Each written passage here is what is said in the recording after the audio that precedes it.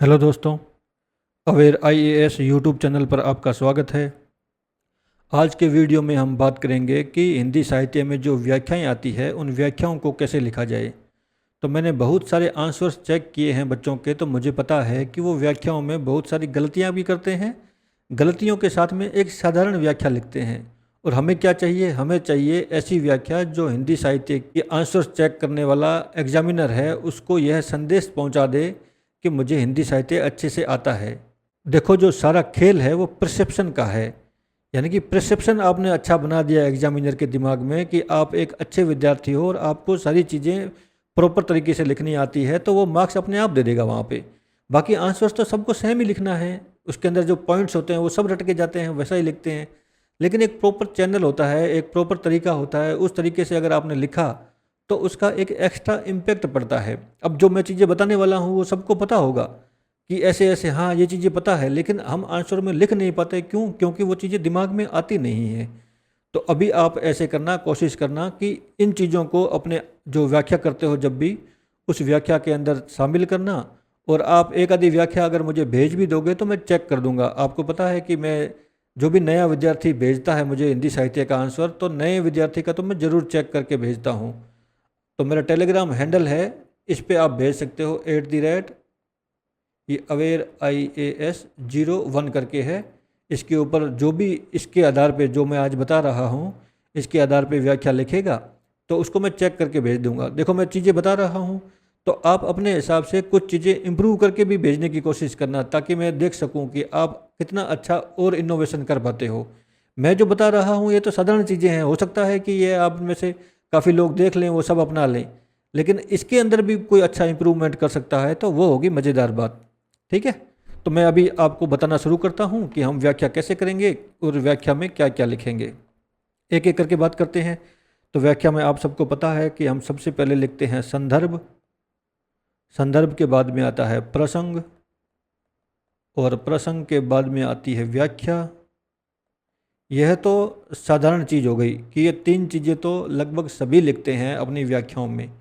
हम इसको थोड़ा अच्छा बनाने के लिए इसके अंदर लिखेंगे विशेष, तो हमारी व्याख्या भी विशेष हो जाएगी।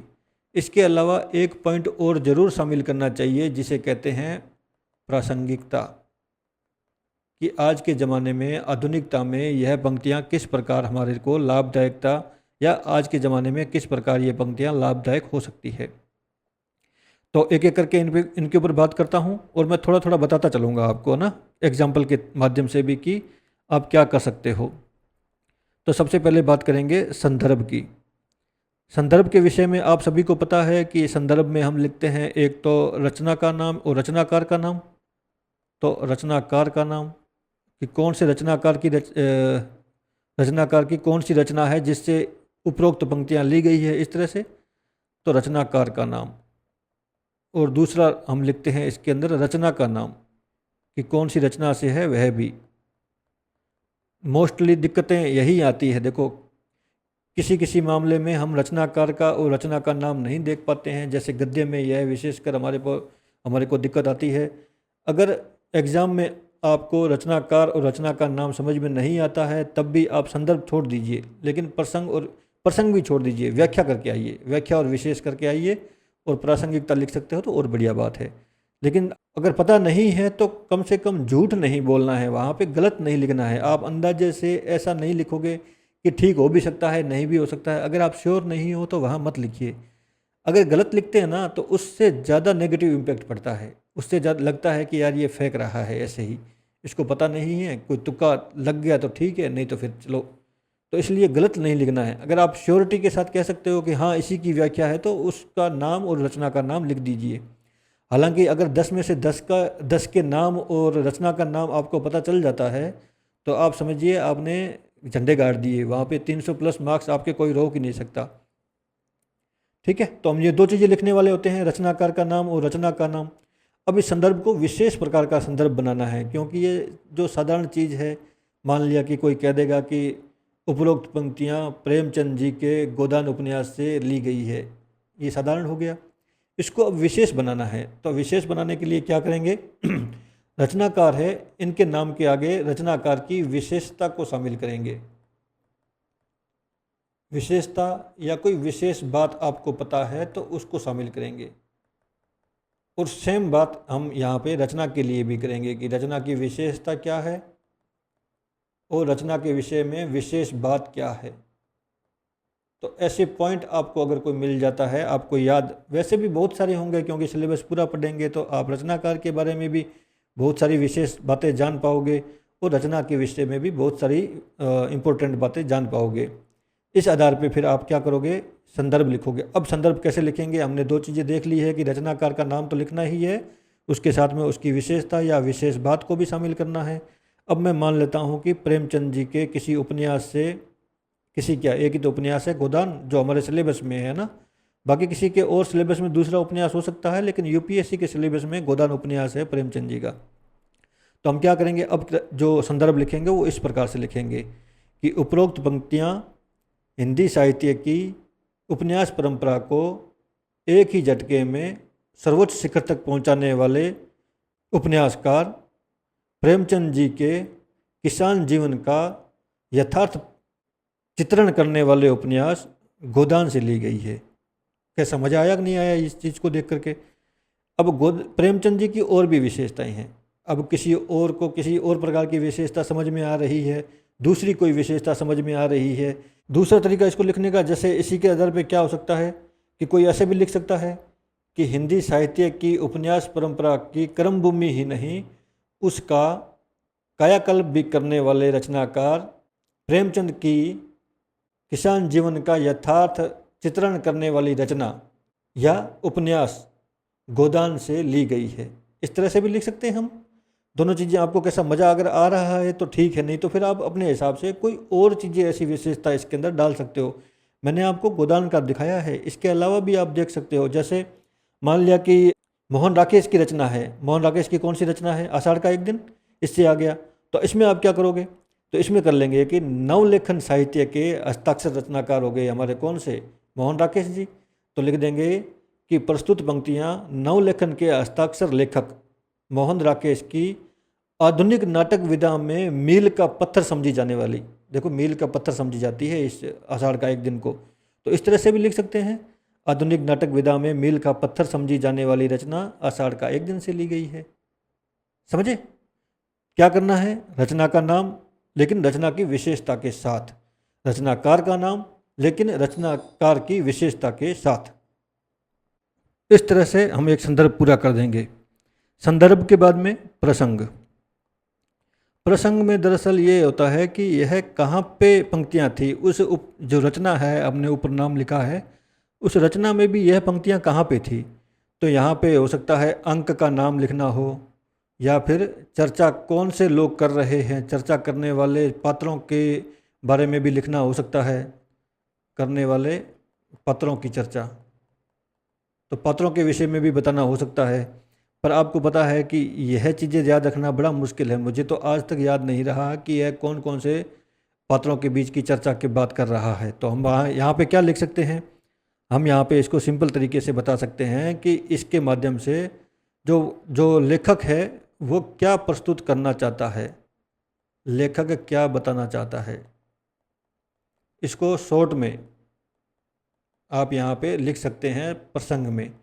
जैसे किसी के विषय में बात हो रही हो, किसान जीवन के बारे में हमने बात की है, जैसे गोदान से कोई हो, तो इसमें किसान जीवन का यथार्थ चित्रण करते हुए जो प्रेमचंद जी है वो किसान के, जैसे अब उस ऊपर पंक्तियाँ दे रखी होगी, उसके अंदर क्या स्थितियाँ हैं आपको पता चलेगी, तो उन स्थितियों को बता देना है कि ऐसी स्थितियों को बताया जा रहा है। इस तरह से कुछ प्रसंग के बारे में आप लिख सकते हो सिंपल भाषा में। याद हो तब तो बढ़िया बात, कौन सा अंक है, कौन सा सर्ग है, ये सब लिख सकते हो तो बढ़िया बात। नहीं पता चलता है तो उसको छोड़ दीजिए, उसको सिंपल भाषा में बता दीजिए कि यह वैसी वैसी चीज़ है, इसके अंदर यह बताने की कोशिश है। ठीक है। और फिर तीसरा आ जाएगा व्याख्या। व्याख्या को एक तरह से यह मान लीजिए कि हमें एक्सप्लेन करना रहता है कि उपरोक्त पंक्तियां हैं वो क्या कहना चाह रही है, उन पंक्तियों को एक्सप्लेन कर दीजिए सिंपल भाषा में। जो भी पंक्तियां हैं उनको अपनी भाषा में बताना है कि यह इन चीज़ों से जुड़ी हुई है, ऐसी ऐसी है। ठीक है। हो सकता है कि उनका शब्द, जैसे शब्द से कुछ चीज़ें अलग हो लेकिन अर्थ कुछ अलग निकलता हो, तो उन अर्थों को भी बताना है। और कोशिश करनी है कि कम से कम 40-50 शब्दों के अंदर ही इन चीज़ों को, दोनों चीज़ों को कर देना है कि देखो जो शब्द सह अर्थ है वो बताना है, और शब्द सह अर्थ के बाद में जो वास्तविक अर्थ जहाँ पे लक्षित करना चाह रहे हैं वो लक्ष्य बता देना है कि ये पंक्तियाँ हैं वहाँ पे लक्षित हो रही है, उनको टारगेट कर रही है। इस तरह से संदर्भ हो गया, प्रसंग हो गया, व्याख्या हो गई, 3 चीज़ें नॉर्मल तरीके से कर ली। अब करना है हमारे को विशेष। तो विशेष को थोड़ा मैं नीचे करके लिखता हूँ ना, यहाँ मैंने पॉइंट बना दिया है, मैं इसके ऊपर लिखता हूँ। विशेष में काफ़ी ज़्यादा पॉइंट्स लिखने हो सकते हैं, आपको जितने याद रह जाए उतने लिख दीजिए उसमें। विशेष में पहला पॉइंट बनाना है, पहला पॉइंट बना के लिखिए यहाँ पे काव्य सौंदर्य। देखो काव्य में गद्य भी आ जाता है, पद्य भी आ जाता है, लेकिन अगर आप कन्फ्यूजन में रहो तो यहाँ पे पद्य सौंदर्य कर सकते हो कविताओं के लिए, या फिर गद्य सौंदर्य कर सकते हो उपन्यास नाटक वगैरह हैं जो गद्य पार्ट है, गद्य भाग में से कुछ आता है तो उसके लिए। ठीक है, तो काव्य सौंदर्य दोनों के लिए इस्तेमाल कर सकते हो। अभी मैं पहले आपको पद्य सौंदर्य के लिए बताता हूँ कि कौन कौन सी विशेष बातें हैं पद्य सौंदर्य के पहले पॉइंट, जो पहला पॉइंट है विशेष का, इसके अंदर लिखनी है। तो इसके अंदर हम बात कर सकते हैं कि भाषा कौन सी है। भाषा जैसे खड़ी बोली हिंदी या अवधी हिंदी, इस तरह से आप सिंपल एक एक जो बुलेट पॉइंट नहीं होता, बुलेट पॉइंट की तरह लिखिए। भाषा के अलावा छंद, जैसे दोहा छंद, हरिगीति का छंद, इस तरह से। अगर कोई अलंकार का प्रयोग हुआ हो तो उस अलंकार के प्रयोग के बारे में बता दीजिए कि यह अलंकार दिखता है। उसके अंदर तुकांतता दिखाई देती है तो तुकांतता भी देख लीजिए। जैसे निराला जैसा मुक्त छंद दिखता है तो यहाँ लिख दीजिए मुक्त छंद। समझ गए, सिंपल चीज़ें हैं। अलंकार दिखता हो तो लिखिए। देखो ये सारी चीज़ें आपको याद नहीं आएगी, वहाँ पे दिखेगी भी नहीं, जो दिख रही होगी इनमें से उन चीज़ों को लिख दीजिए। तुकांतता अगर दिखाई देती है तो तुकांतता लिख दीजिए। अगर बिंब दिख रहा है, कोई बिंब बन रहा है तो बिंब को लिख दीजिए। इन पंक्तियों में कोई रस विद्यमान है तो इस रस के बारे में लिख दीजिए। इनमें से आपको जो भी चीज़ें याद रह रही है, याद आ जाती है वहाँ पे, उनको पद्य सौंदर्य के अंदर शामिल कर लीजिए। क्या क्या शामिल करना है? एक तो भाषा कौन सी है, खड़ी बोली हिंदी हो सकती है, ब्रज हो सकती है, अवधी हो सकती है, या कौन सी हो सकती है, जो भी भाषा आपको वहाँ पे दिखाई दे उसको आप वहाँ पे लिख दीजिए। फिर छंद, छंद कौन सा है, अलंकार कौन सा है, तुकांतता है कि नहीं उन कविता में, तुकांतता उस कविता में दिखाई दे रही है या नहीं, नहीं है तो लिख दीजिए कि तुकांतता। फिर उस पॉइंट को हटा ही दीजिए। अगर तुकांतता नहीं है तो उस पॉइंट को हटा सकते हो, या फिर ये कह सकते हो कि तुकांतता नहीं है। और बिंब, अगर कोई बिंब बन रहा हो तो बिंब लिख दीजिए। और मोस्टली गजानन माधव मुक्तिबोध की कविताएं होती है, वहाँ आप लिख दीजिए कि दृश्य बिंब शानदार बन रहा है। दृश्य बिंब समझते हो? अगर कोई चित्र बन जाए आपके सामने, अगर वो कविता पढ़ते हुए चित्र बनने लग जाए तो उसे कहते हैं दृश्य बिंब। इसी प्रकार से उसके अंदर कोई रस विद्यमान है तो वो रस बता दीजिए। जैसे शांत रस हो सकता है, वीर रस हो सकता है, ऐसा कोई भी रस आपको दिखाई दे तो उस रस का इस्तेमाल यहाँ पे कर लीजिए। ये हो गया हमारे पद्य के लिए। अब गद्य के लिए क्या हो सकता है? तो गद्य के लिए भी कुछ पॉइंट्स हमारे विशेष में काव्य सौंदर्य के अंदर शामिल करने चाहिए, उनको लिखिए। सबसे पहले तो वही पॉइंट, भाषा कौन सी है। गद्य में तो मोस्टली खड़ी बोली हिंदी है या फिर हिंदुस्तानी है, इस तरह से हिंदुस्तानी हिंदी, खड़ी बोली हिंदी, इस तरह से। और महिला आंचल जैसी कोई स्थिति आ जाए तो उसमें लिख दीजिए कि क्षेत्रीयता लिए हुए खड़ी बोली हिंदी, इस तरह से कुछ करके। दूसरा पॉइंट इसके अंदर लिखेंगे हम, भाषा आ गया तो भाषा के बाद में शैली कैसी है। देखो जो पंक्तियाँ होगी ना उसके अंदर कुछ कुछ शैली होगी।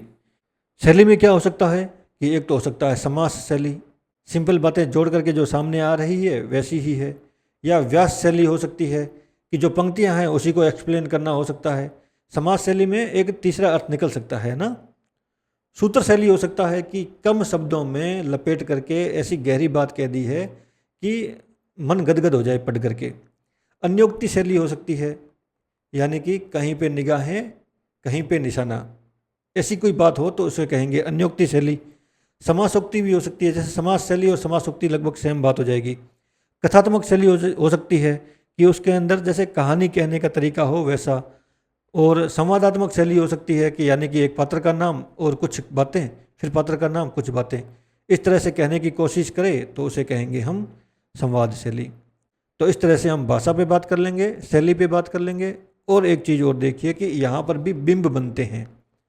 अगर बिंब कोई दिखाई दे, दृश्य चीज बनने लग जाए, तो उसे कह देंगे हम कि यहाँ पे इस प्रकार का कोई बिंब बनता दिखाई दे रहा है। मुहावरा या लोकोक्ति आपको एक आदि उसके अंदर दिख जाए तो मुहावरा लोकोक्ति लिख दीजिए कि इस मुहावरा या लोकोक्ति का प्रयोग किया गया है।